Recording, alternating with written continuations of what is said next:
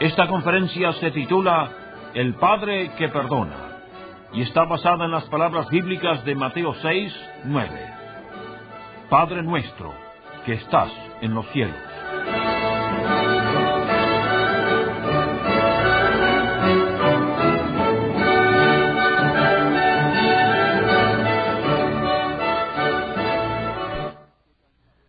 Tal vez ha dicho usted alguna vez 10 Padre Nuestros.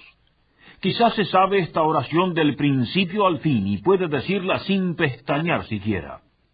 Eso no quiere decir que sepa usted orar.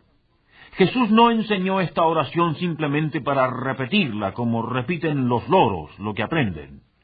Jesús empezó diciendo, vosotros pues oraréis así, vale decir, de esta manera, como por ejemplo.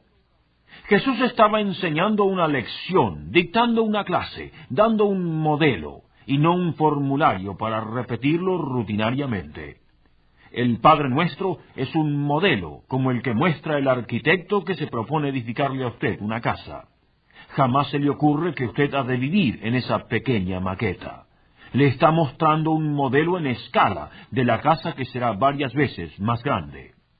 De la misma manera, cuando Jesús enseñó a sus discípulos a orar, no les dio una lista exhaustiva de lo que podrían decir, sino una serie de principios fundamentales del arte de orar. Cada una de las partes de esta oración es una oración en sí misma, y en consecuencia, una lección más en el curso de estudios. La primera lección trata del acceso a Dios. ¿Cómo ha de dirigirse uno a Dios? ¿Cómo ha de presentarse el hombre ante Dios? Jesús indicó decir, Padre nuestro que estás en los cielos. Esto no significa que debemos empezar todas nuestras oraciones de esta manera. Es una indicación que Jesús nos da del concepto o la idea que uno debe tener de Dios antes de poder hablar con Él. Es necesario estar en condiciones de llamarle Padre antes de poder orar genuinamente. La belleza indescriptible de la oración reposa sobre esa íntima relación de amor mutuo entre Dios y el hombre. Si alguien ora, debe amar a Dios como su Padre, y Dios debe amarlo a él como su Hijo. No basta pensar en Dios como el Creador. Dios es eso ciertamente, pero debe ser mucho más que eso. Meras criaturas no oran a Dios. Las plantas y animales, por ejemplo, no saben de la oración verdadera, aunque los poetas a veces así los representan. Jamás podrían hacer lo que Jesús enseña. Tienen su existencia y dependen de Dios para su existencia, pero no pueden dirigirles sus oraciones. Tampoco es suficiente pensar en Dios como el poderoso Rey y soberano del universo. Él es ciertamente gobernador de las naciones, el Rey de reyes y Señor de señores, pero es mucho más que eso, y debe serlo, si las oraciones que a Él se elevan han de llegar a su destino. Los súbditos de un rey le obedecen y le oyen y le sirven y le temen, pero difícilmente podrán dirigirle sus oraciones o establecer esa íntima comunión que es la oración. Únicamente los hijos del rey disfrutan de ese privilegio y ese tipo de contacto, porque le conocen como su padre y no solamente como rey. Ni siquiera basta que se piense de Dios como juez de cielo y tierra. Él es eso también, pero debe ser mucho más que eso para que el hombre pueda dirigirle sus oraciones personales. El acusado ante los tribunales no dirige sus oraciones al juez. Lo respeta, lo honra y acepta su veredicto, pero no puede dirigirle sus oraciones, porque no le ama como a un padre, y el juez no puede considerarlo como hijo. Solo en su hogar podrá el juez encontrar esa clase de relación íntima.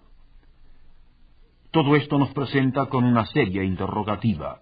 ¿Cómo podemos nosotros ser hijos de Dios? Nosotros que somos pecadores de naturaleza y por esa razón inaceptables delante de Dios. El hombre ha abandonado a Dios, quebrantando su ley e hiriendo su corazón. ¿Cómo podrá entonces amarle o pretender que Él le ame con todas sus entrañas? El hombre muestra en 1000 formas distintas que lo que menos quiere es ser hijo de Dios, o que Él sea su Padre. ¿Qué dijo Jesús de la gente de su tiempo que se jactaban diciendo, un Padre tenemos, a saber Dios? Su respuesta desenmascaró a esos vanidosos fariseos. Vosotros de vuestro padre el diablo sois, y los deseos de vuestro padre queréis cumplir. Y todos los habitantes de la tierra son el mismo tipo de gente en mayor o menor grado, y lo mismo diría Jesús en nuestros tiempos. Es por eso que resulta tan difícil comprender que Jesús enseñe al hombre a empezar su oración diciendo, Padre nuestro que estás en los cielos. ¿Cómo podrá el hombre pecador acercarse a Dios de esa manera tan íntima? El hombre de hoy es como el hijo malvado de aquella parábola de Jesús. Cuando llegó al fin de su senda de degeneración, un paria social, cubierto de suciedad y desgracia, comiendo con los puercos. Quizá intentó alguna vez entonces hacer creer a otros que era hijo de un padre noble y excelente en tierras lejanas. Pero nadie hubiera dado crédito a sus palabras. Hubieran mirado sus andrajos, su juventud consumida, su vida truncada y sus malos compañeros, y hubiesen dicho, pues nadie diría que tiene un buen padre y proviene de un hogar decente. Los hombres son todos esencialmente iguales a eso, porque todos son pecadores. Al juzgar por la conducta humana hacia Dios y semejantes, nadie diría que tales seres fueron creados para ser hijos de Dios. Antes de poder llamar a Dios Padre nuestro, debe registrarse un cambio radical en el hombre. Hijos pródigos, vagabundos por las carreteras de la tierra, no pueden dirigirse a Dios como su Padre hasta que se vuelvan al hogar, se arrepientan de su insensatez y sean perdonados. Esto nos pone frente a la realidad más estupenda y más bendita de que haya jamás oído el hombre. Dios es un Padre que perdona a sus hijos y los acepta nuevamente en el seno de su sacrosanta familia. Lo mejor en Dios es su amor redentor. No solamente es creador, un Dios que gobierna y que juzga, sino también un Dios que perdona. Ese es el ápice de su ser infinito. Nadie puede en verdad orar a Dios a menos que le conozca como Padre que perdona. Este Dios tiene solo un Hijo unigénito, pero de tal manera amó al mundo que ha dado a ese Hijo para que muriese en la cruz en pro de inservibles, malvados desperdicios como el ser humano. ¡Qué pensamiento estupendo! ¿Puede el mortal humano aprender a orar al Padre de nuestro Señor y llamarle su Padre también?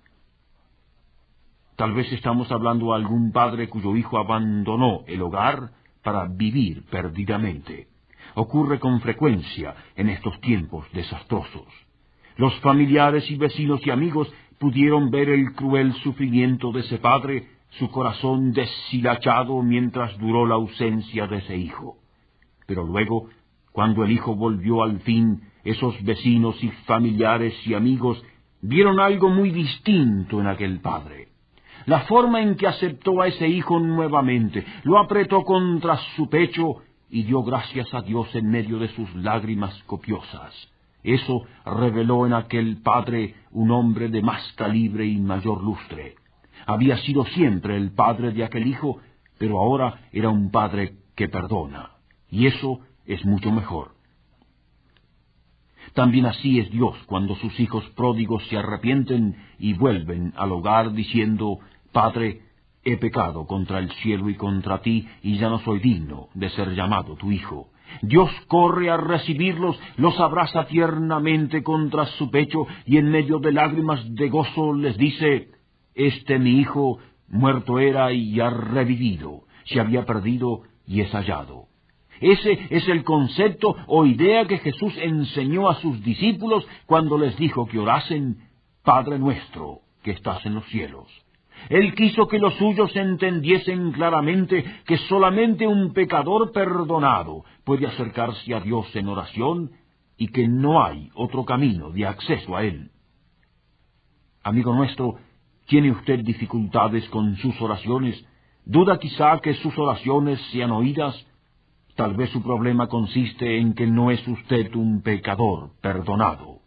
Y si Dios es un extraño para usted, ¿cómo puede pensar que Dios oirá o que usted puede vivir en comunión con Él?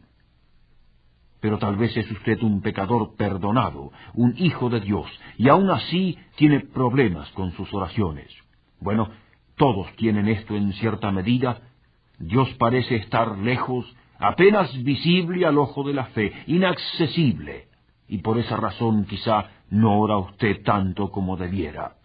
Resulta fácil para el hombre dejar de orar. Tal vez la causa es que no piensa usted en Dios como Cristo indicó que debería hacerse. Debe usted aprender a pensar en Él a la luz del sacrificio inmenso que hizo por usted en la cruz del Calvario. Pagó ese elevadísimo precio para que los hombres como usted fuesen sus hijos. Si piensa usted en Dios de esa manera, no parecerá estar tan lejos ni escondido. Estará cerca, bien cerca, y será su Padre, y usted será su hijo, hijo del Padre que perdona.